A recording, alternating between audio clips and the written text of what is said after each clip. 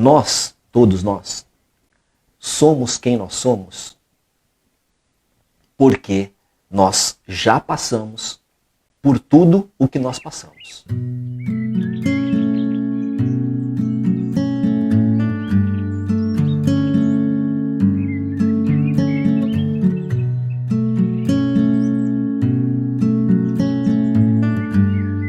Bom, vamos começar então nossa reflexão de hoje, pedindo para Jesus nos abençoar, nos proteger, nos abrir o raciocínio, nos facilitar o entendimento dos conceitos que nós vamos comentar aqui baseados no seu Evangelho, que os nossos guias possam estar presentes conosco, nos intuindo e nos ajudando nessa horinha que nós vamos ficar juntos aqui.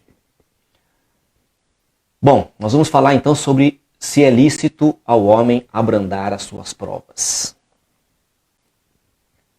Lá no livro O Evangelho segundo o Espiritismo, no capítulo 5, quando então essa pergunta é feita pelo Allan Kardec, um espírito que se autodenominou um anjo da guarda, respondeu assim: essa pergunta, se é lícito ao homem abrandar as suas provas, equivale a dizer o seguinte: é lícito alguém que esteja afogando nadar para tentar se salvar? Absolutamente sim. É lícito que alguém esteja machucado ou com um espinho encravado na pele e ele faça o movimento de tirar esse espinho e de se livrar desse machucado? Claro que sim. Então a resposta é muito clara, já logo no início desse trecho, dizendo que sim, é lícito ao homem abrandar as suas provas. Absolutamente lícito. Mas o que nós vamos tratar aqui, além de trabalhar com o fato de abrandamento das nossas vicissitudes, para usar um termo que o Kardec adora, nós vamos trabalhar com o não agravar a nossa carga, que por vezes já pode ser muito pesada. Isso também é tratado nesse comentário, que é o item 26 do capítulo 5 do Evangelho segundo o Espiritismo. Porque, frequentemente, nós nos surpreendemos com o agravamento daquilo que já é suficientemente difícil para nós carregarmos. Deus não nos dá provas além do que nós podemos carregar e nós ainda ficamos colocando carga e reclamando da carga. Muitas vezes, Deus não nos deu carga mais pesada do que nossas forças podem suportar. Mas nós, nos nossos comportamentos e pensamentos viciosos, aumentamos essa carga. E aí nós reclamamos, dizendo que Deus nos deu uma carga muito pesada, sendo que na realidade somos nós que estamos contribuindo para que ela seja mais pesada. Então eu queria começar falando para vocês, o primeiro elemento que eu queria trabalhar nessa nossa reflexão é a questão, talvez a que seja mais trabalhada, e quem diria que não, né? Se não for a mais importante do Espiritismo, que é a inexistência da morte. Ninguém morre, ninguém morre. E esse tema, a morte, tem feito parte da nossa vida hoje, mais do que antes, mais do que há poucos anos atrás. Vocês têm notado que, por conta da pandemia, que nós estamos, graças a Deus, já vendo uma luz no fim do túnel, mas ainda nós estamos tendo notícias de pessoas mais distantes ou mais próximas, enfrentando esse momento da passagem. Isso tem ficado mais frequente, isso tem ficado muito mais frequente. E ontem mesmo eu estava ouvindo uma pessoa falar sobre o vovô de 84 anos que havia desencarnado e dando depoimento a essa pessoa, uma colega nossa, sobre o seu pai, que estava naquela fase da não aceitação, da negação e do procurar culpados. Quem é psicólogo entende bem essas fases, né, depois de um trauma, que a pessoa entra, né, uma coisa de negação e depois se eximir da culpa, não que ela tivesse culpa nesse caso, mas procurar culpados. Então foi o médico que foi negligente, foi o hospital que não teve os cuidados necessários, foi uma coisa ou foi outra que causou a morte desse meu ente querido, muito frequentemente nós presenciamos pessoas entrando nessa direção e agravando ainda mais uma situação corriqueira, qual seja a morte. Vamos falar já sobre essa questão de ser corriqueira. Numa outra ocasião, ainda nessa última semana, o irmão de 60 anos de idade de uma ex-aluna nossa também desencarnou de uma forma assim tanto quanto surpreendente. E quando então eu enviei uma mensagem de sentimentos para essa minha ex-aluna, a resposta dela foi absolutamente serena, demonstrando que ela estava com fé, acreditando que o seu irmão recém-desencarnado estava bem recebido, bem atendido, bem encaminhado, ou ao menos existindo, vivo, dando continuidade à sua vida eterna. Por que eu trouxe esses dois casos? Porque são dois casos emblemáticos e são opostos. E o que isso tem a ver com o nosso tema de hoje? Tem tudo a ver, porque no primeiro caso, o pai dessa minha colega, que não tinha conhecimento sobre o que seja a morte do corpo físico, que não se esforçou em pesquisar esses temas, não estou dizendo exclusivamente no Espiritismo, como já dissemos aqui em outras ocasiões, a morte e a existência após morte é abordada há milênios, desde que a humanidade existe, essa intuição e vários registros das culturas mais antigas do planeta nos trazem informações de que esses povos, com essas culturas primitivas, já acreditavam na continuidade. E de lá para cá, passando pelos Vedas, pelos druidas, pelo Egito Antigo, pela cultura greco-romana, pela China milenar, pelas religiões todas da Índia, que são centenas, todas essas linhas de pensamento tratam da continuidade da vida. E o Espiritismo, especialmente, trata de forma muito didática, clara, metódica, para que todo mundo possa ter acesso. E agora com a internet, nós temos acesso a tudo isso que eu falei e muito mais, para nos informarmos sobre uma situação que vai nos atingir a todos, sem a menor exceção. Então, eu estava dizendo que esse pai dessa colega não fez isso, não entende o que seja a morte, não encara a morte como uma continuidade, ainda tem medo, porque o fato dele ter encarado a morte do seu próprio pai traz para ele, e isso faz parte dos motivos pelos quais ele estava tendo aquela reação de negação e de não aceitação, traz à tona para ele que ele também está suscetível a encarar essa passagem a qualquer momento. E a cada dia que passa, ele está mais perto disso. Então isso traz um medo, traz um pavor. Por quê? Pelo desconhecimento do que seja esse momento tão corriqueiro. E no segundo caso, aquela pessoa estava serena por conta do seu irmão ter feito a passagem, também de forma muito surpreendente e inesperada, muito mais do que o outro senhor de 84 anos. Mas a serenidade vinha da onde? Ela já fez os cursos da Casa de Jesus. Ela é uma pessoa estudiosa que lê as obras da codificação e todas as outras obras que dão suporte. Então ela sabe, ela tem conhecimento de que a morte não é o fim, que vai haver um reencontro, que é apenas uma ausência temporária, como se fosse uma viagem para um outro país.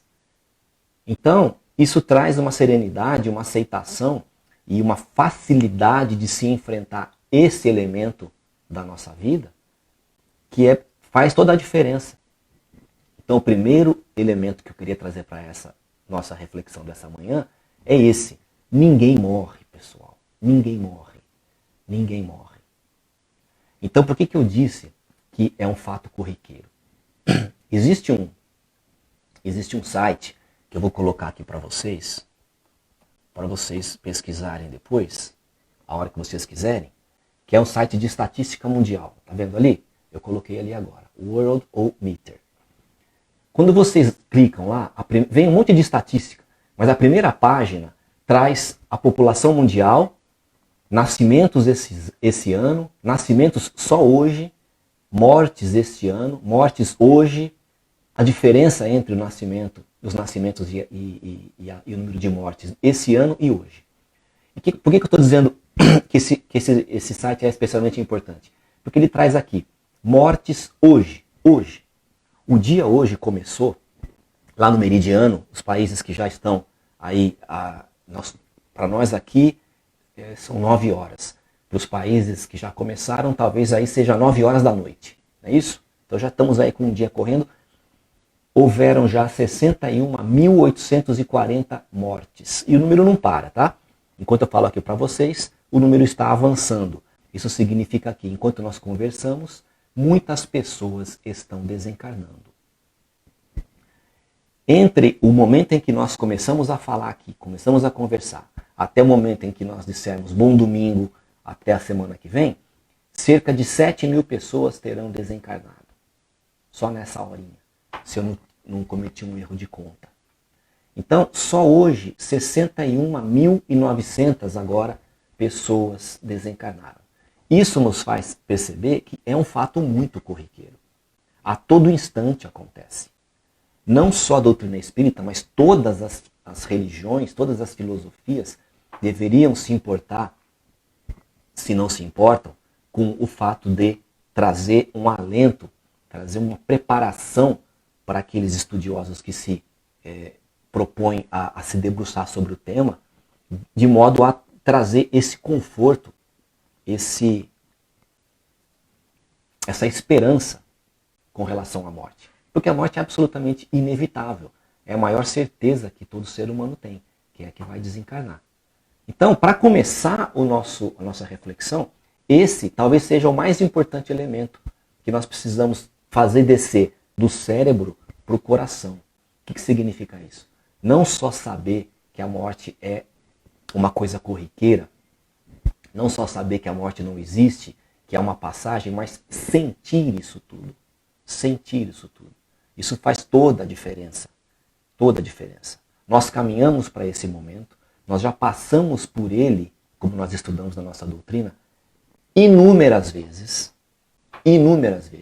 e ainda passaremos no caminhar da nossa evolução, do nosso progresso individual, passaremos por esse momento. Então, conhecer, saber sobre o que seja esse momento da passagem, nos traz muita consolação, muita tranquilidade, muito diferente daqueles que têm medo pelo desconhecido da morte. Bom, vamos passar para o segundo tema, mas antes, para fechar esse primeiro elemento, eu queria dizer que tem uma frase muito legal que a gente tem lido pela internet, que é assim: nascemos sem nada, morreremos sem levar nada. E no meio do intervalo entre nascer e morrer, brigamos por aquilo que não trouxemos e não levaremos. É uma reflexão que já vem na sequência dessa situação de todos nós morreremos. Né? Nascemos sem nada, morreremos sem nada. A partir dessa constatação e da aceitação de que nós morreremos sem levar nada, isso tem todo um outro bojo de elementos para serem refletidos. Morreremos sem levar nada. No meio do intervalo entre nascer e morrer, brigamos, nos debatemos por aquilo que não trouxemos e que não levaremos. Isso é interessante da gente comentar, porque abre espaço a muita reflexão. Bom, vamos para o segundo elemento então. Eu pus um modo aqui que não aparece a hora. Ah, ali aparece. O outro elemento que eu queria trazer para a nossa reflexão é o seguinte. Falamos da morte, né? Vamos falar da vida. Essa vida, a nossa vida, não é como nós queremos. Ela é o que ela é. Por que isso é importante?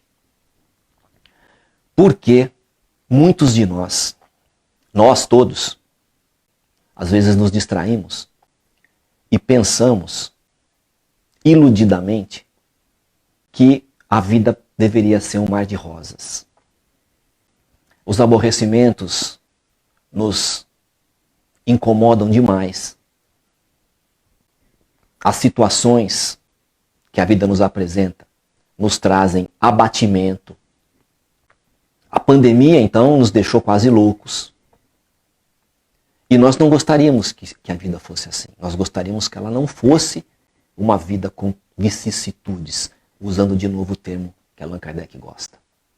Nós queríamos que a vida fosse light, um mar de rosas, só satisfações.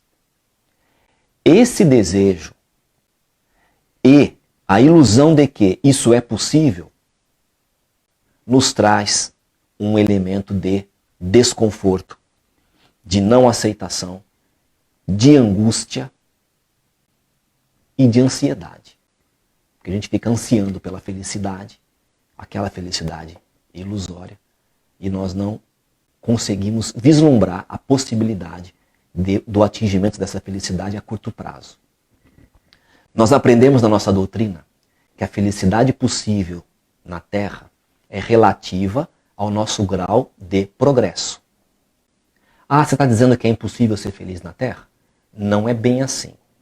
Não é possível gozar na Terra da felicidade plena e sem mácula dos espíritos puros, como nós estudamos lá na escala espírita.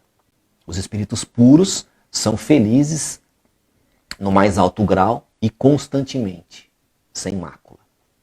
No nosso caso, como nós não temos ainda atingido a perfeição, e falta muito, a felicidade que nos é possível é relativizada ao nosso grau de progresso. Então dá para ter momentos felizes, dá para ter uma família harmônica que nos traga satisfação e alegria, dá para ter momentos de diversão, dá para ter uma porção de coisa que nós podemos chamar de felicidade possível no nosso planeta. Isso é importante definir, porque isso nos desilude no sentido positivo, nos tira a ilusão de que aquela felicidade, que é uma felicidade para espíritos mais evoluídos, não nos é possível. Quer dizer, tira a ilusão de que aquilo nos é possível, né? Nos traz o fato de que aquela felicidade plena e sem mácula, e nos graus mais extremos, não nos é possível ainda. Então, nos contentemos com o que nós temos, com as alegrias e com a felicidade relativa que nos é possível, e encaremos a vida como ela é. A vida não é uma vida fácil. Por quê?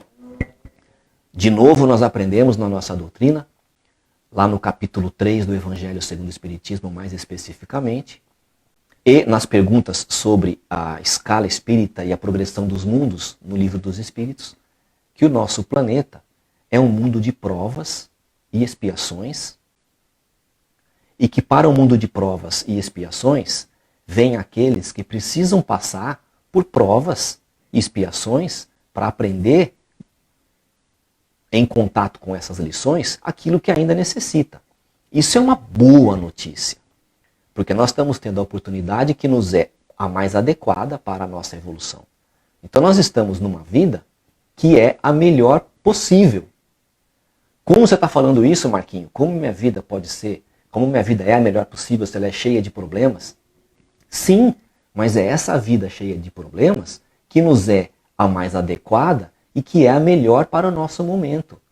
Porque Deus, como um Pai infinitamente justo e bom, não nos daria nada diferente disso.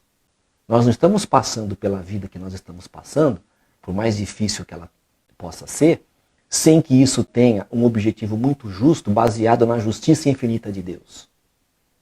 Pode ficar tranquilos que nada está fora do controle de Deus. Então, quando nós vemos nossa vida ficar difícil, quando nós vemos os problemas nos engolirem, quando nós nos sentimos ansiosos, como se estivéssemos afogando debaixo de uma onda de coisas ruins, tenhamos essa esperança ao menos. Essa vida está me ensinando aquilo que eu preciso aprender. Qual é a lição que essa situação está me trazendo? E A vida não é como eu gostaria ainda. A vida é o que ela é. Quando nós aceitamos a vida como ela é, nós nos aborrecemos menos. Porque nós não ficamos desejando algo que não é e que não é para ser. Vocês estão me entendendo?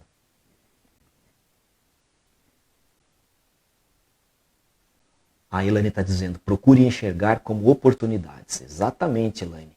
Tudo que nos acontece são oportunidades. Antônio Chiqueto, só o amor constrói. Vamos regar tudo isso que nós estamos falando, né, Antônio? Com amor. O amor de Deus nos dá essa vida como ela é. E como ela deveria ser, e não como nós achamos que ela deveria ser. Muito bom. Na linha desse mesmo raciocínio de a vida não é o que nós queremos, e sim o que ela é, também vale a pena dizer que as pessoas que são essas que convivem conosco, que são essas que são os nossos familiares mais próximos, ou os nossos amigos menos próximos, nossos colegas de trabalho, de profissão, grupos sociais, essas pessoas com quem nós ombreamos aqui a nossa caminhada na senda do progresso, também não são como nós queremos. Frequentemente elas não são como nós queremos. Elas são o que elas são. O que elas são? Voltando lá naquele capítulo 3, quando nós dissemos sobre o que significa estar na Terra, né? O que é a Terra como planeta, e as perguntas sobre a escala espírita, essas pessoas são o que nós somos, espíritos imperfeitos. Espíritos imperfeitos. O que é que se pode esperar de um espírito imperfeito? Esse que é o seu ente mais querido, esse que é o seu pai, a sua mãe, o seu filho, a sua esposa, a sua filha, o seu marido, o seu vizinho, o seu colega de trabalho, o seu chefe, o seu subordinado, o seu cliente, o seu amigo, o seu colega. Essa pessoa, o que se pode esperar dela como sendo uma pessoa imperfeita? Atitudes perfeitas? Atitudes angélicas? Comportamento livre de qualquer crítica? Não. Assim como nós mesmos, essas pessoas falham com a gente. Nós falhamos com os outros falham conosco. Jesus disse assim: não se pode colher uvas dos espinheiros. E nós frequentemente ficamos procurando as uvas no meio dos espinheiros. O que significa isso? Nós desejamos que todas as pessoas sejam anjos de candura e nos tratem com atitudes angélicas. Sempre. Isso é procurar uva nos espinheiros. Isso não é possível. Quando nós fazemos com que esse conhecimento desça ao coração e nós começamos a adequar a nossa expectativa em relação aos outros, colocar as nossas relações todas, as mais distantes e as mais próximas, em perspectiva correta, nós diminuímos a ansiedade em relação aos outros, em relação ao que os outros vão trazer para nós, em relação a como os outros vão se comportar conosco. A ilusão também pode-se colocar esse mesmo conceito aqui, de achar que os outros são anjos e que nunca vão nos abandonar, nunca vão nos agredir, nunca vão nos trair, nunca vão nos violentar, nunca vão nos maldizer, nunca vão nos aborrecer. É ilusão, pura ilusão. Não procuremos uvas nos espinheiros. Não esperemos dos outros atitudes angélicas sempre. As pessoas terão atitudes boas conosco? Frequentemente sim, terão atitudes boas conosco. Assim como nós temos frequentemente atitudes boas com os outros. Mas as pessoas também terão atitudes que nos aborrecerão. Sim, assim como nós também temos e teremos atitudes que aborrecerão os outros. Então, tomar contato com esse fato e colocar isso em prática diminui muito o peso da carga que nos é colocado nos ombros. Muito bom. Aqui está dizendo, a Renata está dizendo, a vida fica muito mais leve e prazerosa quando entendemos essas lições. Não é, Renata? Então. Maria Cristina. Bom dia a todos, todo o grupo. Atitudes, comportamentos nossos que sempre venham do coração, pois ele nos direciona somente para o caminho do bem. Então, Maria Cristina, mas o nosso coração precisa de uma certa educação, porque nós temos o coração um pouco deseducado, né? Quando ele então deseja, como estou dizendo agora, uma vida sem mácula, uma vida sem aborrecimento e pessoas que sejam anjos. Quando nós aprendemos isso, sim, aí o coração fala a língua correta, que não nos traz ilusão e expectativas falsas com relação à vida e aos outros. E esse prisma nos faz amenizar, como o título da nossa reflexão, amenizar as nossas provas, que por vezes já são tão pesadas. Eu trouxe um café aqui, vocês querem?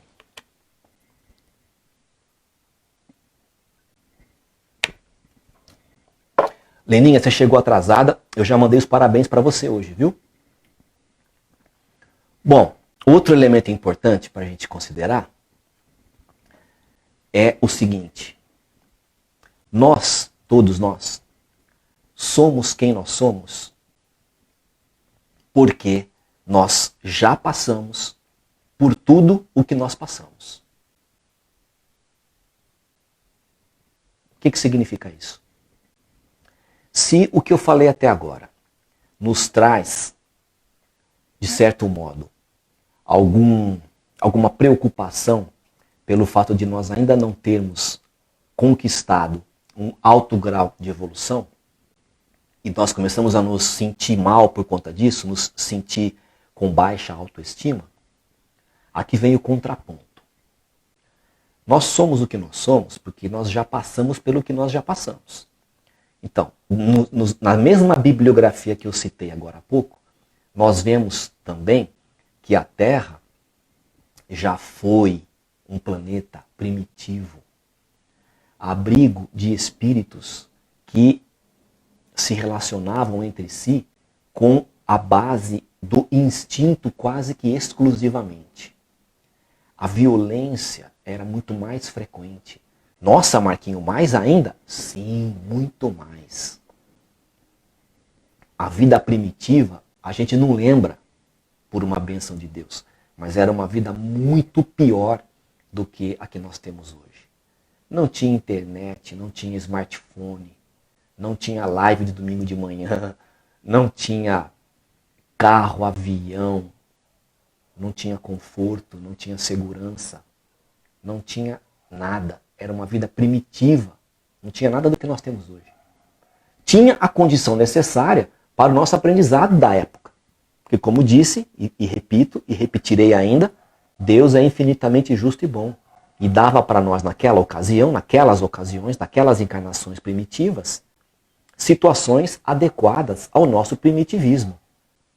Que, pessoal, já foi deixado para trás.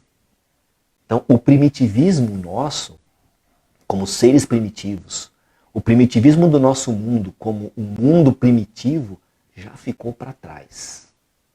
Nós já não somos mais o que nós éramos. O que nós éramos faz parte do nosso passado de aprendizado que fundamenta a nossa condição atual. O que nós somos hoje, nós somos porque nós já fomos o que nós já fomos. Poderia ser pior, portanto? Poderia.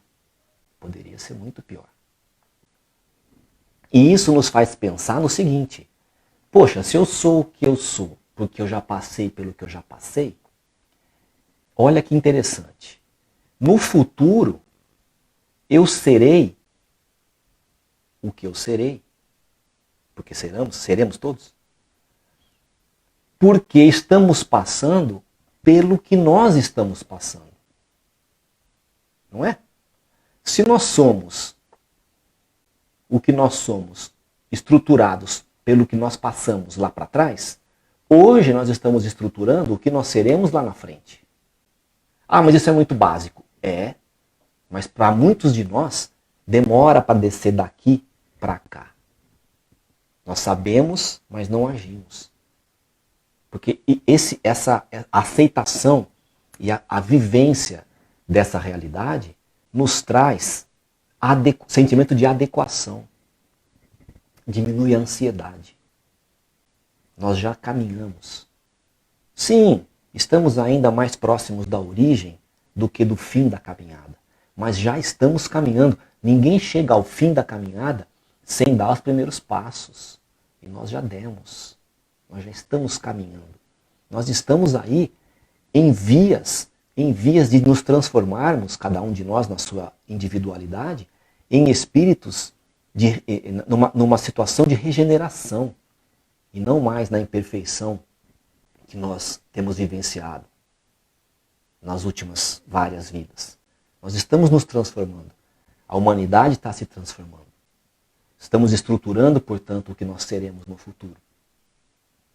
Então, reconhecer que nós somos quem nós somos, com as qualidades que nós já temos, porque nós já passamos pelo que nós passamos, acaba fortalecendo, estruturando, mantendo a nossa autoestima, que é importante. E, aliás, aqui preciso falar uma coisa para vocês. Todos nós, todos, temos o selo divino no nosso coração. Isso quer dizer que Deus está dentro de cada um de nós. Todos nós temos o potencial para realizar muita coisa positiva. Jesus nos disse isso quando ele passou por aqui. Vocês podem e poderão fazer tudo aquilo que eu faço e ainda mais. Como assim? Porque nós temos o potencial divino dentro de nós. Então nós chegamos até aqui, já estamos aqui, já andamos, temos história pregressa. Ah, de quanto é a nossa história? Não sei, cada um de nós tem um tempo de história, mas eu posso dizer para vocês, é muito tempo. Já temos muitas experiências. Não são dezenas de vidas. São mais do que centenas, talvez milhares. Então nós já temos toda uma conquista que nós já podemos fazer bom uso dela. É importante ter consciência disso. Sabe aquela frase? Os bons marinheiros são forjados nas tempestades? Então, se nós encararmos o tempo que nós estamos vivenciando, com pandemia e tudo, como uma tempestade, nesse cenário, a tempestade está nos fortalecendo. E depois da tempestade, nós seremos marinheiros mais bem preparados, mais capacitados. Não é interessante pensar sobre isso?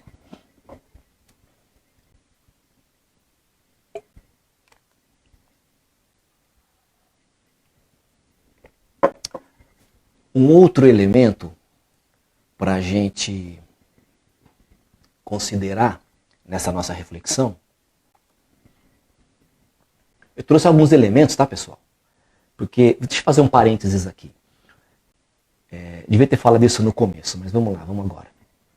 Qual é a expectativa que nós todos temos em relação a essa reflexão? Especificamente essa que trabalha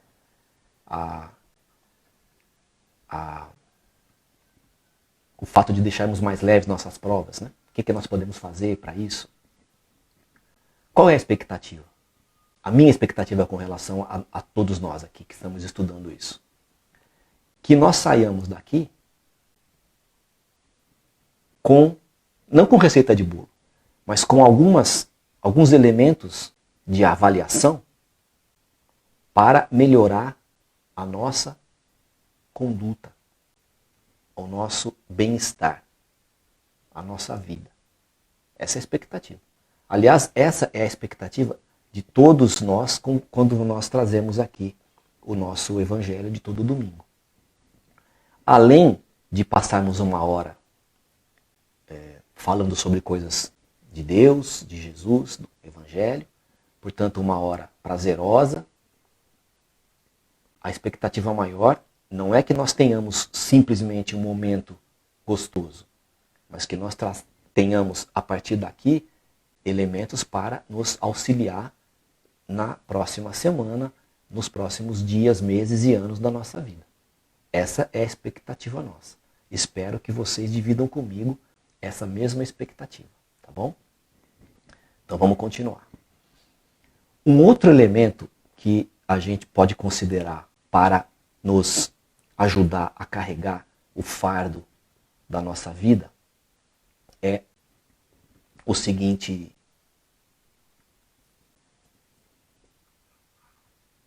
olha só, a dor é professor e não carrasco. Ouçamos o que ela tem a ensinar. Isso é uma mudança de paradigma tremenda. Talvez eu já tenha abordado esse tema aqui. Talvez todos nós que fazemos aqui o Evangelho com vocês já tenhamos falado disso.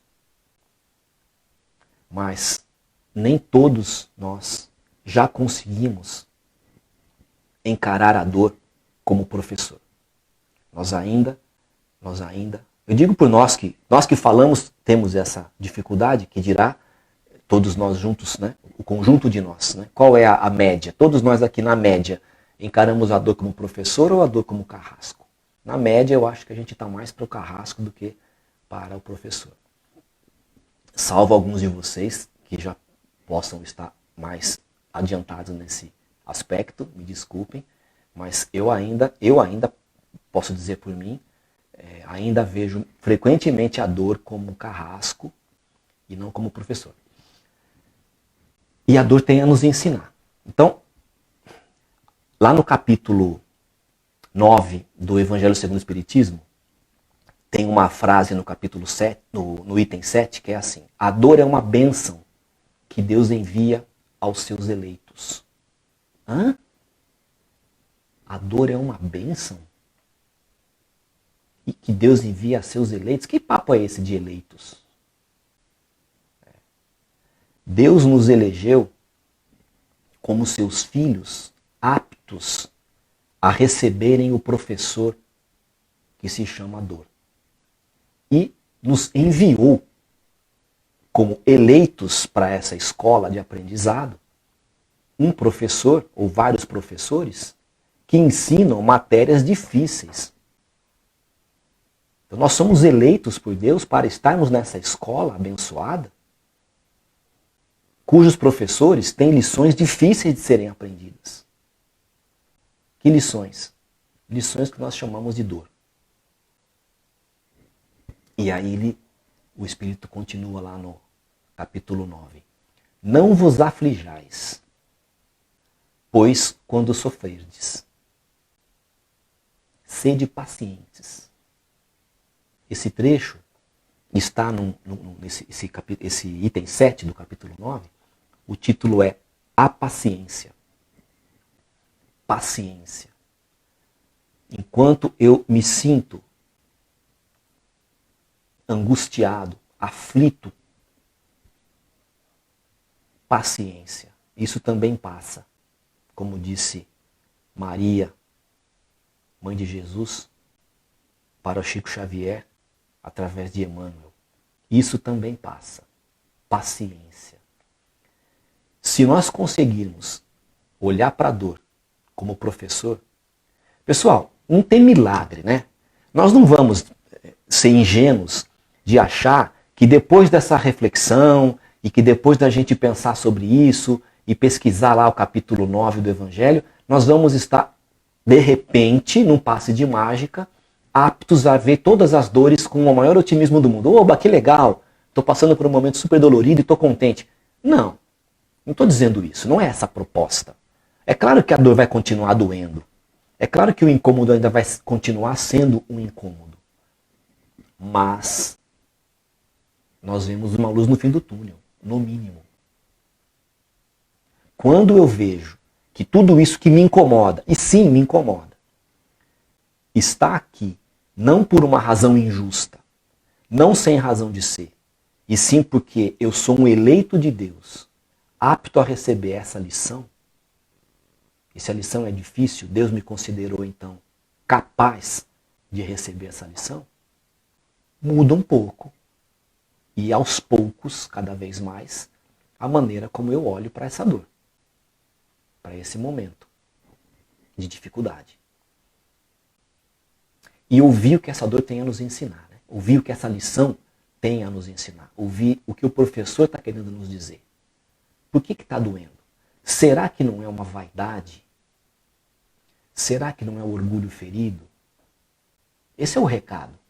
Será que não é o egoísmo afrontado? Por que está doendo?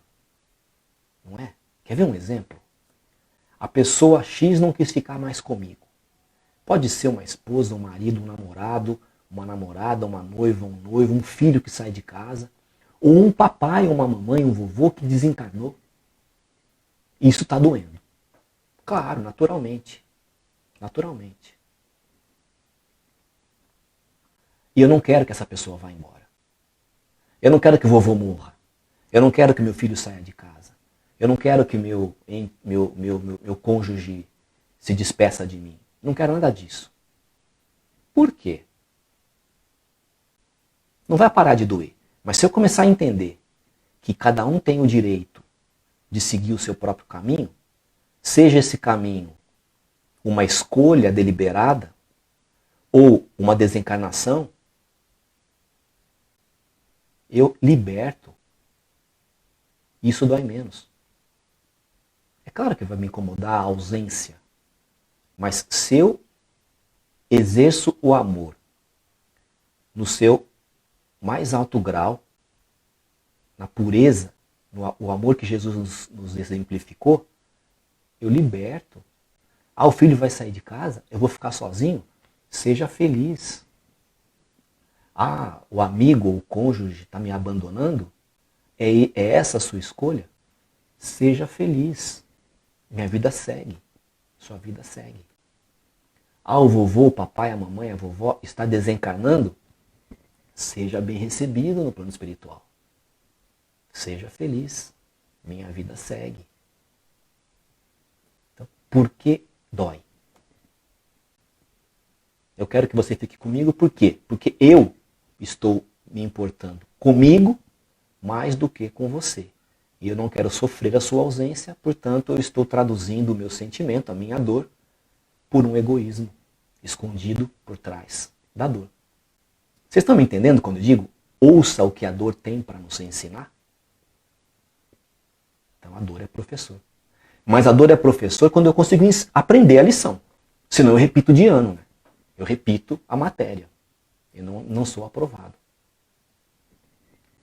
Vamos ver o que vocês estão dizendo aqui.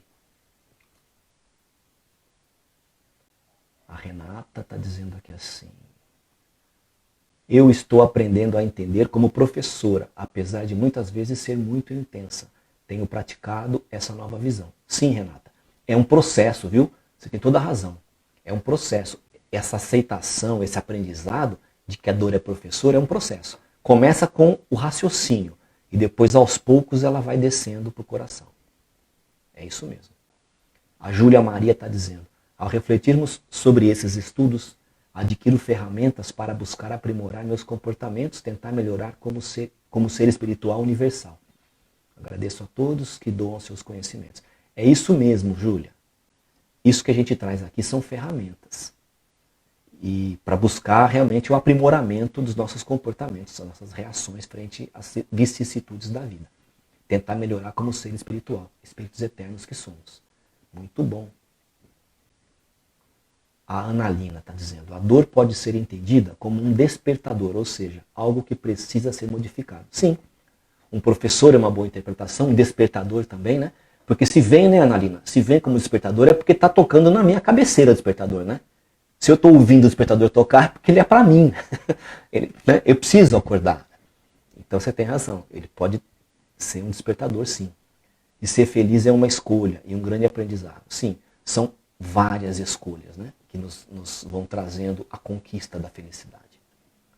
O Antônio Chiqueto está dizendo, precisamos viver o propósito de Deus e não os nossos propósitos, que são vaidades e egoísmo.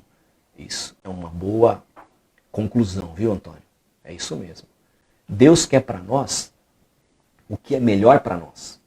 Nós, muitas vezes, queremos para nós o que não é o melhor para nós.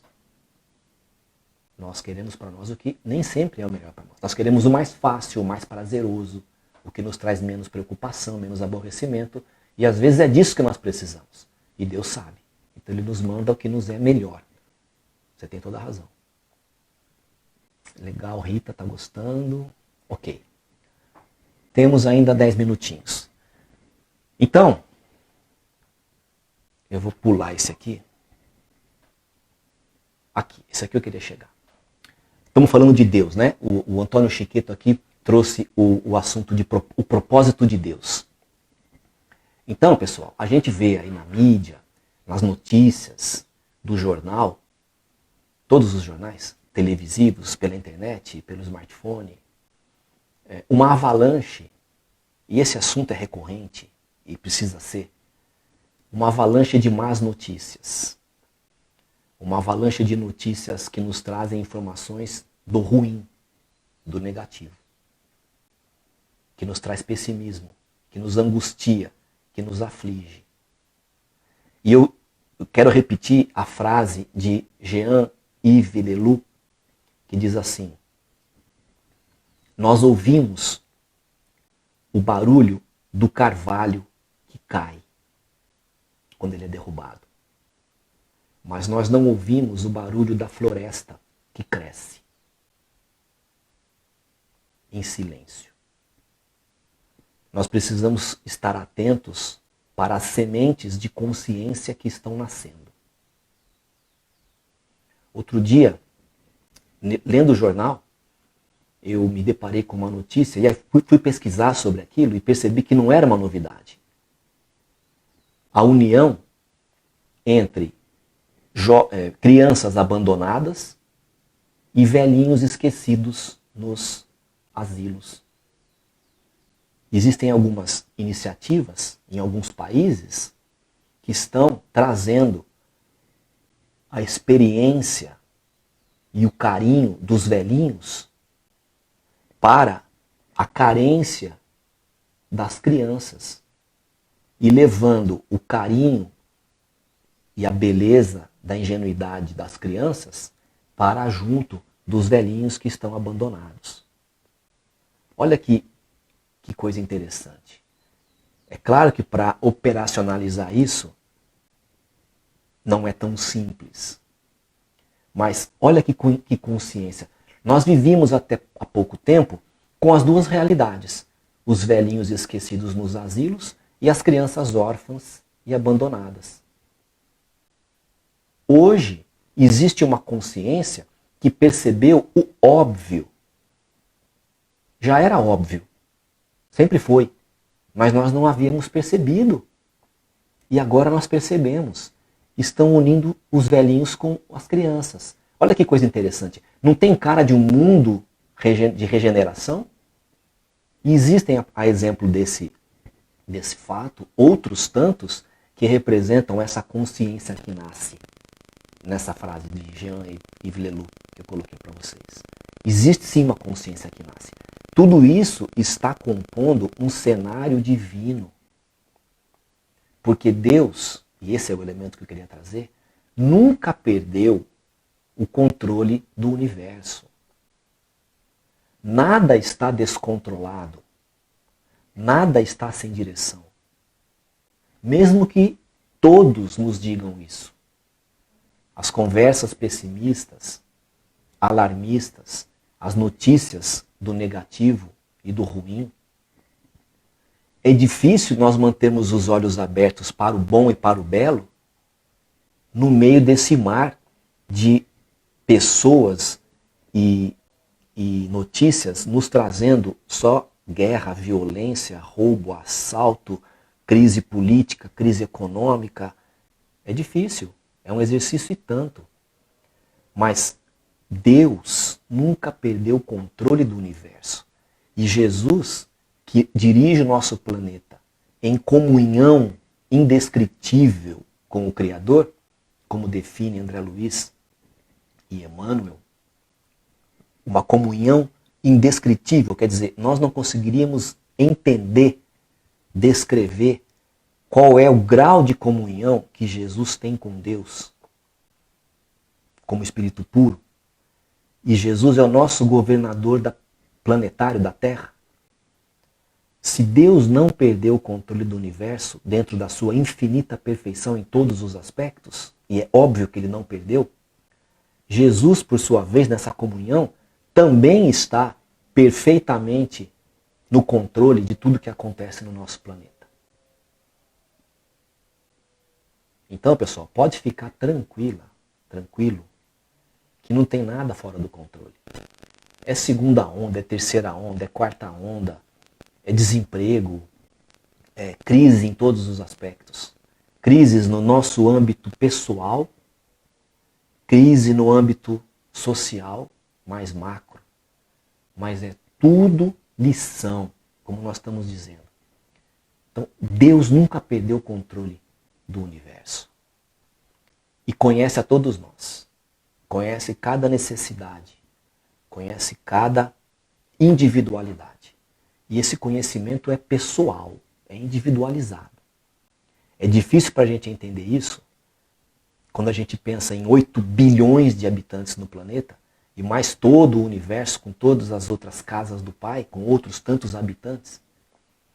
É difícil entender porque a gente ainda insiste em procurar entender a Deus através das nossas experiências de criatura. E Deus está além disso. Então, a relação é pessoal. Vocês querem ver uma coisa que eu ouvi outro dia numa live de um desses que eu costumo me espelhar? Ele disse assim: quando você está com o seu celular e se locomove por aí, o GPS do seu celular está com conhecimento de qual é a sua posição. Quando você comprou algumas pizzas em alguns finais de semana, você informou para as companhias que controlam a internet que você gosta de pedir pizza no final de semana. De repente você está próximo de uma pizzaria e o sistema detecta a sua posição e verifica que, por exemplo, é sexta-feira, 7 horas da noite. Pum, manda uma mensagem para você, você abre, é escrito assim: peça uma pizza aqui pertinho com desconto especial de 5%. Você diz assim, ó, como é que esse sistema sabe que eu gosto de pizza sexta-feira à noite, que eu estou próximo de uma pizzaria, para ele poder me oferecer o que eu quero, do jeito que eu quero, na hora que eu quero, onde eu estou? É assim que funciona. Os algoritmos aí da tecnologia nos conhecem e sabem quais são os nossos costumes. E são criações do homem. O computador, o smartphone, a internet, os algoritmos. Como é que nós podemos pensar que Deus, que é muito maior do que isso, infinitamente maior do que o homem, não nos conhece individualmente? Se o Google conhece. Não é uma reflexão interessante? Então Deus sabe qual é a necessidade de cada um de nós. Ele não perdeu o controle do universo, Jesus não perdeu o controle do nosso planeta, e cada um de nós está vivenciando na sua vida individual tudo aquilo que precisa ser vivenciado para a nossa evolução. Haja dor como professor ou não. Vamos ver aqui o que vocês estão falando. Linda reflexão, muito obrigado, Rita. Parabéns, Leninha, sim. Leninha falou, sejam as dificuldades de natureza financeira, de natureza familiar ou qualquer outra, confiemos em Deus. É isso mesmo. As lições nos vêm em vários aspectos da vida. Em vários aspectos da vida. Porque nosso aprendizado, né, Leninha, é necessário que aconteça em todos eles. No nosso grau evolutivo, nós temos carência de aprender em todos os aspectos da vida. Muito bem. Muito bem, muito bem. Pessoal dizendo aqui que está chegando ao fim. Gratidão, gratidão. Bom, eu trouxe alguns elementos, então, para a gente refletir. E em outras oportunidades a gente pode conversar sobre alguns outros nessa mesma esteira de abrandar as nossas provas no nosso planeta de provas. Então, que todos nós consigamos, como disse com relação às expectativas, né? Consigamos trabalhar esses conceitos e outros tantos que venham nos abrandar as aflições e as angústias, que Deus nos proteja nesse sentido, que Jesus permita que nós consigamos andar para frente a cada dia em comunhão com a espiritualidade maior, que as nossas escolhas sejam por nós direcionadas, mas bem intuídas pelos nossos guias espirituais, que todos nós possamos gozar de muita saúde, de muita paz e de muita serenidade. Até a próxima oportunidade, pessoal. Fiquem com Deus.